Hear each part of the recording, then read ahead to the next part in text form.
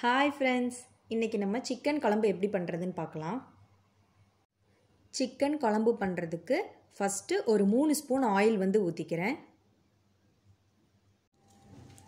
Oil நல்லா ஹீட்டான அப்புறமா கொஞ்சமாக பட்டை, 2 பிரியாணி இலை, கிராம்பு 3 கிராம்பு, பெருஞ்சீரகம், சோம்பு 1/2 ஸ்பூன் மட்டும் போடுறேன்.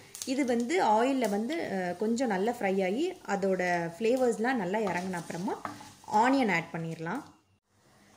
இப்போ வெங்காயம் ஆட் பண்ணிடலாம். வெங்காயம், பச்சை மிளகாய் ரெண்டுமே ஒரே டைமில் தான் ஆட் பண்ணுறேன். பெரிய வெங்காயம் ஒரு 2 வெங்காயம் அதை நல்லா சின்ன சின்னதாக கட் பண்ணி வச்சுருக்கேன். அப்புறம் க்ரீன் சில்லி ஒரு 3 க்ரீன் சில்லி அதுவும் போட்டு அது நல்லா ஃப்ரை ஆகணும்.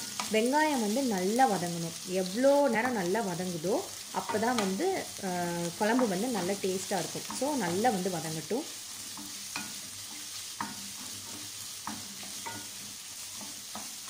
க்ரீன் சில்லி 3 க்ரீன் சில்லி போட்டிருக்கேன். உங்களுக்கு உரப்புக்கு தகுந்த மாதிரி போட்டுக்கலாம். ஏன்னா இதில் நம்ம சில்லி பவுடரும் ஆட் பண்ண போகிறோம். அதனால நான் 3 தான் போட்டிருக்கேன். இப்போ வெங்காயம் வதங்குறதுக்காக கொஞ்சமாக உப்பு போடுறேன். அதை போட்டு நல்லா வதங்கட்டும். வெங்காயம் நல்லா வதங்கினதுக்கு அப்புறமா இஞ்சி பூண்டு விழுது இதில் சேர்த்துடலாம். இப்போ வெங்காயம் நல்லா வதங்கிருச்சு.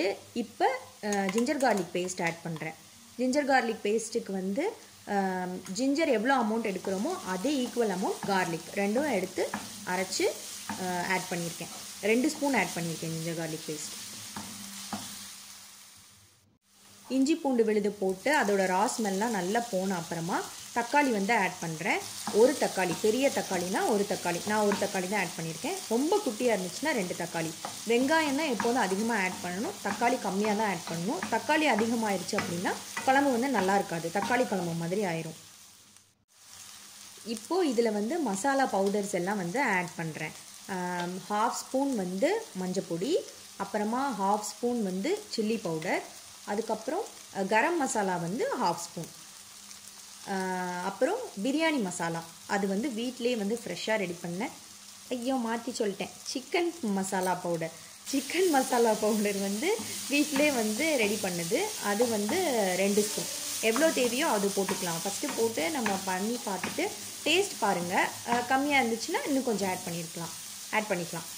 சிக்கன் மசாலா பவுடர் எப்படி பண்ணணுங்கிறது டிஸ்கிரிப்ஷன் பாக்ஸில் லிங்க் கொடுத்துருக்கேன், அது பார்த்துக்கோங்க.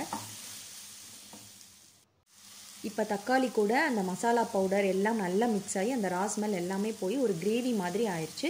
இந்த டைமில் சிக்கன் ஆட் பண்ணிடலாம். இப்போது இதில் நான் சிக்கன் ஆட் பண்ணுறேன்.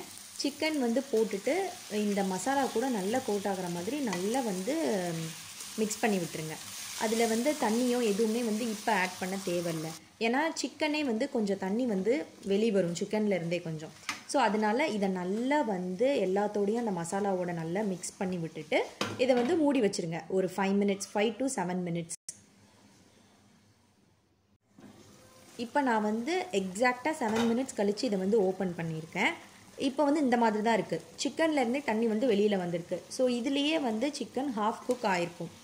இதுக்கப்புறம் கிரேவி மாதிரி நம்மளுக்கு வேணும் அப்படின்னா இதுவே ஓகே. இன்னும் ஒரு ஹாஃப் டம்ளருக்கு கம்மியாக தண்ணி ஆட் பண்ணால் போதும். கிரேவி டைப்பில் வேணும் அப்படின்னா எனக்கு இன்றைக்கி குழம்பு தான் வேணும், நான் குழம்பு தான் செய்கிறேன். ஸோ அதனால் நான் 1 டம்ளர்லேருந்து 1.5 டம்ளர் வரைக்கும் தண்ணி ஊற்றிருக்கிறேன் குழம்பு மாதிரி வேணும் அப்படிங்கிறதுக்காக. ஸோ உங்களுக்கு எந்த மாதிரி வேணுமோ, கிரேவி வேணும்னா கொஞ்சமாக தண்ணி ஊற்றி கிரேவி மாதிரி பண்ணிக்கலாம். குழம்பு வேணும்னா 1 டம்ளர்லேருந்து 1.5 டம்ளர் தண்ணி ஊற்றி பண்ணிக்கலாம். இப்போது இதில் நான் தேவையான அளவு உப்பு மட்டும் போட்டு இதை நல்லா மிக்ஸ் பண்ணிவிட்டு மூடி வைக்க போகிறேன். அதுக்கப்புறம் அது ஒரு 7லேருந்து 10 மினிட்ஸ் குக் ஆகணும் சிக்கன். இதில் நான் ஆட் பண்ணியிருக்கிற அந்த சிக்கன் மசாலா பவுடர் சிக்கன் குழம்பு பண்ணுறதுக்கு, கிரேவி பண்ணுறதுக்கு, பெப்பர் சிக்கன், அதுக்கப்புறம் மசாலா பிரியாணிக்கு எல்லாத்துக்குமே இதை ஆட் பண்ணலாம்.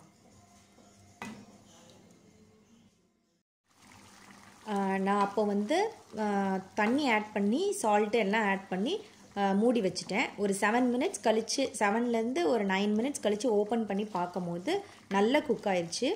இப்போ பார்த்தீங்கன்னா இந்த குழம்பு கரெக்டாக இருக்கும்.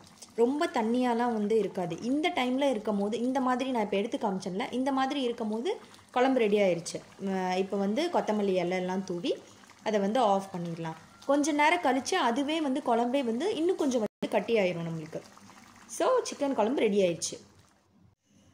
அவ்வளோதான், ரொம்ப யம்மியான சிக்கன் குழம்பு வந்து ரெடி ஆயிடுச்சு.